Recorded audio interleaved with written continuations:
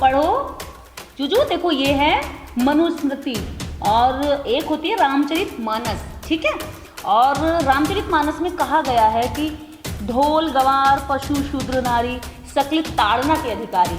और गीता प्रेस ने बताया कि ताड़ना मीन्स पीटना या डांटना नहीं होता है, ताड़ना मीन्स होता है शिक्षित करना। तो आज से आप भी शिक्षित हो ना, क्या पता कल आप भी आईएएस का एग्जाम क्वालिफाइड कर लो और इस देश के अंदर आप भी देश की सेवा करो।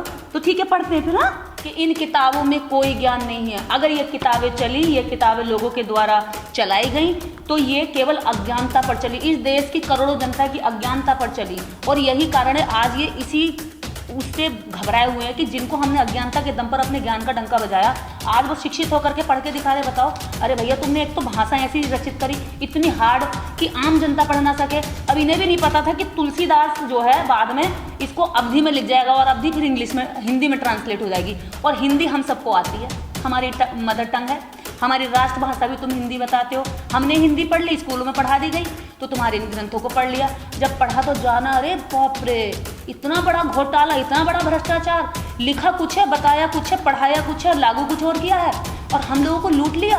ग्रंथ खुद ने लिखे और कह रहे भगवान ने लिखे हैं, जातियाँ खुद ने बनाई और कह रहे भगवान ने बनाकर भेजी है, तुम्हारे कर्म के आधार पर बनी है। खाने के लिए हलवा पूड़ी खुद ने कहा कि मरने के बाद जो है पितृ का श्राद्ध करो, और 56 भोग के लालची खुद थे। हमारा तो बाप मर गया, हम कर्जा लेके इनको 56 भोग कराते हैं। हमारी माँ मर गई, हम रो रहे हैं, कर्जा लेकर के इनको रोटी खिलाते हैं। अरे कम वक्त तो कितने मरे आदमी पड़ा और तुम्हें खाने की सूझ रही, तुम्हें हर वक्त अपना आनंद सूझता। तुमने अपनी आनंद में जिंदगी के लिए करोड़ों लोगों की बुद्धि का नाश कर दिया, देश में विज्ञान का सत्यानाश कर दिया। तुम जैसे लोगों को तो जितनी सजा कम हो, जितनी ज्यादा दी जाए इतनी कम।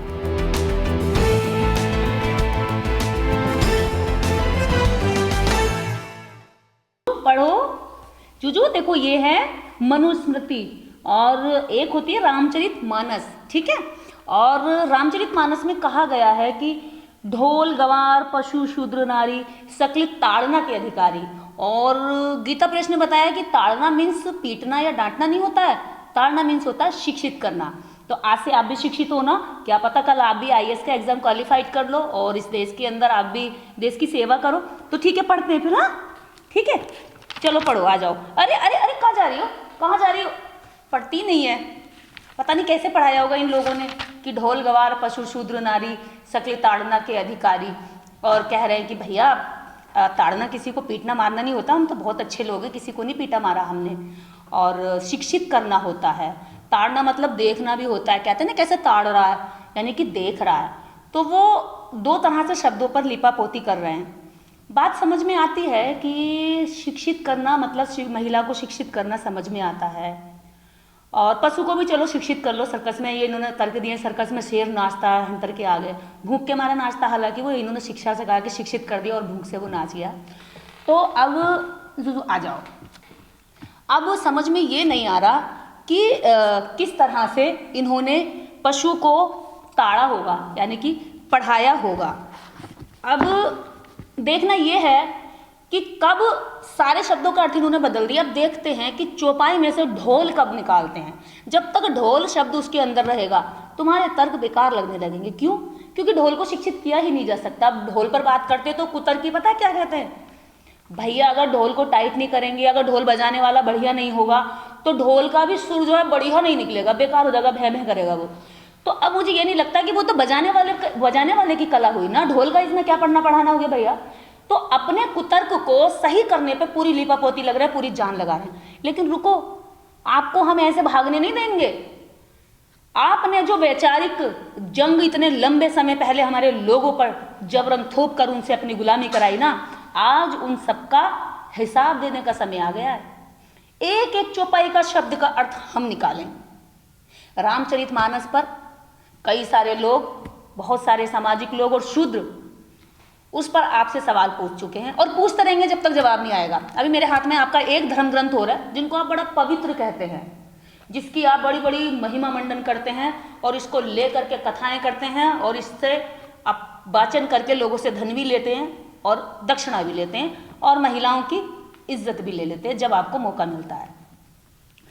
अब मैं दूसरी बात कहना चाह रही हूँ। एक यहाँ पर मैंने एक चौपाई पकड़ी है, एक बहुत महत्वपूर्ण चौपाई है।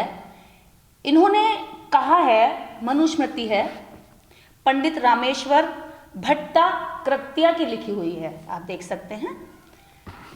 ये लिख रहे हैं पशवश्च मृगाश्चैव व्यालाश्चैव योतत् रक्षांसि चा पसाची मुनस्याच जरायुजा अंडजा पक्षिण सर्पान कृतक्ष मच्छक कच्छपा यानी चैव प्रकारणि स्थल जन्योदकानि चा स्वेदंजा दंसम शंकम युकामी शक तु कड़म ऊष्मण शेचाते यज्ञाने किंद चिंदी दृशम। इनका कहना है कि पशु मृग सर्प दोनों और दांत वाले राक्षस पिशाच और मनुष्य ये सब जरायुज हैं, अर्थात झिल्ली से उत्पन्न हुए हैं। कौन कौन लोग, मैं नाम फिर से दोहरा देती हूँ।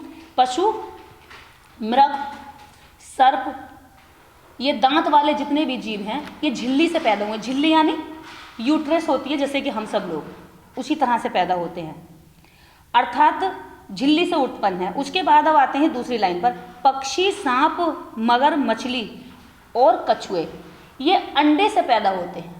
ये सारे लोग झिल्ली से पैदा नहीं होते, अंडे से पैदा होते हैं। और जितने ऐसे जीव जल और थल में पैदा होते हैं वे सभी अंडज हैं, मतलब ऐसे जितने भी जीव हैं वो अंडा देते हैं, बच्चा नहीं देते हैं।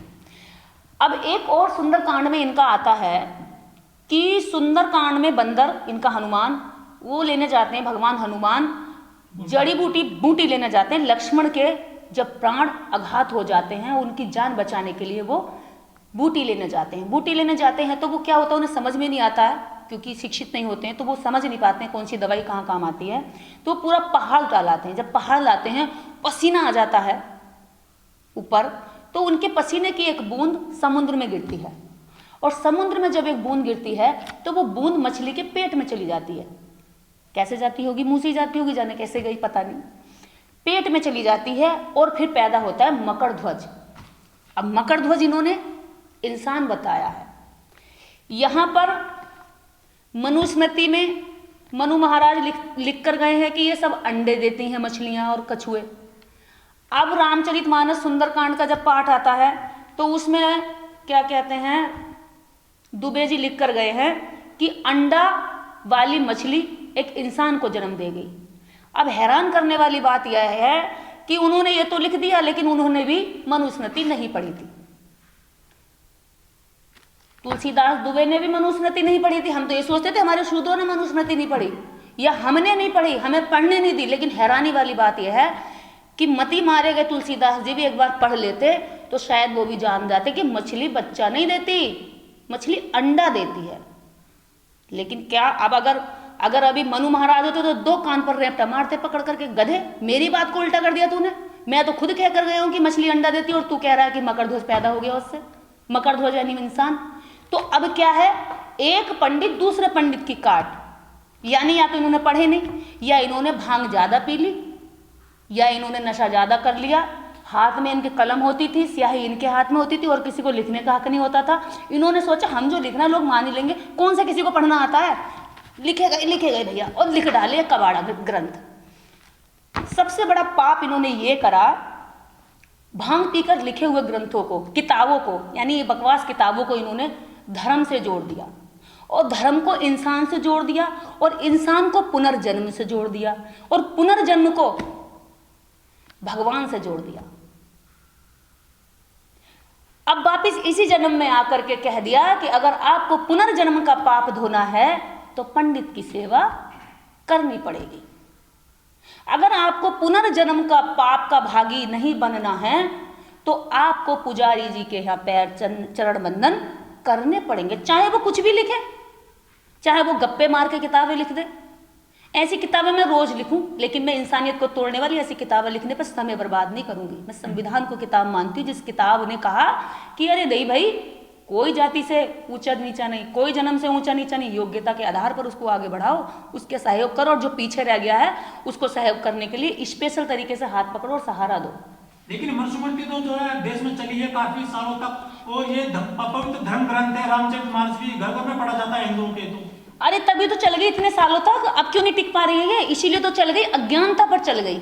इनमें कोई ज्ञान नहीं है। इन किताबों में इस दुनिया का कोई भी व्यक्ति पढ़ेगा लॉजिक वाला तो इनको देखकर ही बता देगा कि इन किताबों में कोई ज्ञान नहीं है। अगर ये किताबें चली, ये किताबें लोगों के द्वारा चलाई गई तो ये केवल अज्ञानता पर चली। इस देश की करोड़ों जनता की अज्ञानता पर चली, और यही कारण है आज ये इसी उससे घबराए हुए हैं कि जिनको हमने अज्ञानता के दम पर अपने ज्ञान का डंका बजाया, आज वो शिक्षित होकर के पढ़ के दिखा रहे। बताओ, अरे भैया तुमने एक तो भाषा ऐसी रचित करी इतनी हार्ड कि आम जनता पढ़ ना सके। अब इन्हें भी नहीं पता था कि तुलसीदास जो है बाद में इसको अवधि में लिख जाएगा, और अवधि फिर इंग्लिश में, हिंदी में ट्रांसलेट हो जाएगी। और हिंदी हम सबको आती है, हमारी मदर टंग है, हमारी राष्ट्रभाषा भी तुम हिंदी बताते हो। हमने हिंदी पढ़ ली, स्कूलों में पढ़ा दी गई, तो तुम्हारे इन ग्रंथों को पढ़ लिया। जब पढ़ा तो जाना, अरे बाप रे, इतना बड़ा घोटाला, इतना बड़ा भ्रष्टाचार, लिखा कुछ है, बताया कुछ है, पढ़ाया कुछ है, लागू कुछ और किया है, और हम लोगों को लूट लिया।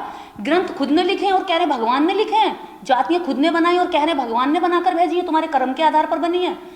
खाने के लिए हलवा पूड़ी खुद ने कहा कि मरने के बाद जो है पितृ का श्राद्ध करो, और 56 भोग के लालची खुद थे। हमारा तो बाप मर गया, हम कर्जा लेके इनको 56 भोग कराते हैं। हमारी माँ मर गई, हम रो रहे हैं, कर्जा लेकर के इनको रोटी खिलाते हैं। अरे कमबख्त, तो कितने मरे आदमी पड़ा और तुम्हें खाने की सूझ रही, तुम्हें हर वक्त अपना आनंद सूझता। तुमने अपनी आनंद में जिंदगी के लिए करोड़ लोगों की बुद्धि का नाश कर दिया, देश में विज्ञान का सत्यानाश कर दिया। तुम जैसे लोगों को तो जितनी सजा कम हो, जितनी ज्यादा दी जाए इतनी कम है।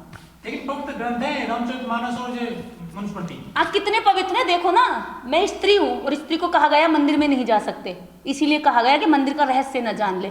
स्त्री को कहा गया धर्म ग्रंथ ना पढ़े, इसीलिए कहा गया अगर उसने पढ़ लिया तो कहेगी अरे मैं तो तुझे रोटी खिलाती हूँ, मैं तुझे खाना बना के बनाती हूँ, और तू इन किताबों को लिख के कह रहा है कि स्त्री न पढ़ नहीं सकती, स्त्री इनको लागू नहीं कर सकती। मुझे बताइए ये इन धर्म ग्रंथों में क्या है? अभी तो मैंने आपको एक इसकी केवल एक चौपाई पर बात की है। अगली वीडियो में मैं आपको दूसरी भी बताऊंगी। इसके अंदर लगभग 300-400 जगह ऐसी चीजें हैं जो जातियों के नाम से गाली हैं, जहां औरतों को नीच घटिया बताया गया है, जहां ये कहा गया है कि शूद्र और स्त्री को शिक्षित करना सांप जैसा, बिच्छू जैसा डंक मारने वाला तैयार करना है। एक एक करके हम लोग बताते रहेंगे, मैं धीरे धीरे समय निकाल कर इस पर काम करूंगी। लेकिन निर्देश जी, जो आप जैसे लोग तो पढ़ लिख गए हैं वो तो काफी विरोध कर रहे हैं इन चीजों का, लेकिन जो ब्राह्मण महिलाएं हैं जो काफी वो कथा भी करती है, वो भी किसी ने विरोध नहीं किया मनुस्मृति का आपके सिवाय। ब्राह्मण महिलाएं ना बिल्कुल इसकी तरह है, ये दिख रहे हो, ये बिल्कुल इसकी तरह है ब्राह्मण महिलाएं, क्योंकि ये भी सिर्फ अपना खाना का देखती है। इसे खाना मिल जाए, इसको बढ़िया खाना मिल जाए, इतना ही जानती है, इसके अलावा ये कुछ नहीं जानती, ना जानना चाहती है। ऐसी ब्राह्मण महिलाएं, उन्हें पता है, उन्हें लालच लग गया बैठकर खाने का, और वो लालच उन्हें आज़ाद नहीं होने दे रहा उस बात से कि ये इस गलत चीज़ का विरोध कर सके। जिस महिला को आराम से बैठकर खाने मिल रहा हो, 4 नौकरानी मिल रही हो, फिर उसके बच्चे को भी आगे कोई यही व्यवस्था बनकर मिल रही हो, तो वो क्यों विरोध करेगी भैया? वो उसके अंदर इंसानियत मार दी जाती, बचपन से सिखा दिया जाता। हालांकि इनकी स्थिति और भी ज़्यादा बुरी है। जितनी भी इस देश में SC OBC महिलाएं हैं ना, वो एक तरह से घर में ज़्यादा आज़ाद हैं, ये और ज़्यादा बंधक हैं। इनसे ज़्यादा बंधक कोई नहीं है यहाँ पर पूरे देश के अंदर। अगर सबसे ज़्यादा सती प्रथा किया तो इन लोगों के साथ किया। अंग्रेजों ने सती प्रथा से आज़ाद इनकी महिलाएं कराई। SC OBC प्रकृति की पूजा करते थे, ये देश के मूल निवासी। इन लोगों में वैदिक संस्कृति का चलन नहीं था। ना ये औरतों को जलाते थे जिंदा, ना ही ये अपने बच्चों को मारते थे। ये लड़कियों की हत्या करने वाले वैदिक संस्कृति के लोग, औरतों को पति के मरने के बाद चिता पर रखने वाले ये वैदिक संस्कृति के लोग। उसके बाद जब वैदिक संस्कृति में चिता पर नहीं रखी गई तो इन्होंने उनको गंजा करना शुरू कर दिया, औरतों को गंजा करना शुरू कर दिया। इनसे ज्यादा घटिया इनके चलन और इनके संस्कार रहे हैं। वो तो कन्या पूजन करते हैं नवरात्रों में। कन्या पूजन? हाँ। वो कन्या पूजन पता है किसका करते हैं? वो 9 रात्रि में कन्या पूजन करते हैं उन 9 देवियों का, उन 9 लड़कियों का, जिन 9 लड़कियों से इस भारत के अंदर राजाओं की हत्या कराकर नवरात्रि यानी 9 लड़कियों के माध्यम से इस देश में वैदिक संस्कृति का चलन स्थापित किया।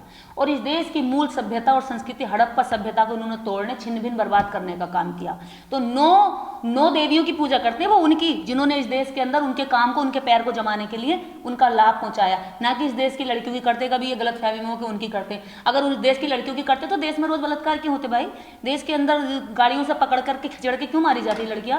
देश में रातों रात जो है लड़कियों को जला दिया जाता है, पुलिस प्रशासन जला देता है। अगर ये देश की लड़कियों की इज्जत करते और पूजा करते तो देश में इतने रेप नहीं हो रहे होते। रेप रेट यहाँ देश के अंदर, भारत में, पूरी दुनिया में सबसे कम होता, जबकि सबसे ऊंचाई पर है जिस देश में पूजा हो रही हो। ये देवियों की, अपनी उन देवियों की पूजा करते हैं जो देवियां इस देश के लोगों को, इनके स्वार्थ के लिए, राजाओं को, महाराजाओं को उनको उनको बर्बाद करके इनके लिए वहाँ पर सुरंग बना के रास्ता बना के भेद लेकर आई, उनके रहस्यों को ला करके उन पर हमला करवाया, आक्रमण करवाया। उनकी पूजा करते हैं, ना कि इस देश की महिलाओं की करते हैं। महिला अपने कान खोलकर सुन लें और दिमाग खोलें, आपकी पूजा नहीं होती। अगर आपकी पूजा होती तो इस देश में आपको बराबरी का हक होता। अगर आपकी पूजा होती तो ये लोग संविधान का विरोध नहीं करते, क्योंकि आपकी पूजा आपके समान अधिकार की बात संविधान करता है। और संविधान पर लगातार कहते हैं खत्म करो संविधान, बदलो संविधान बदलो।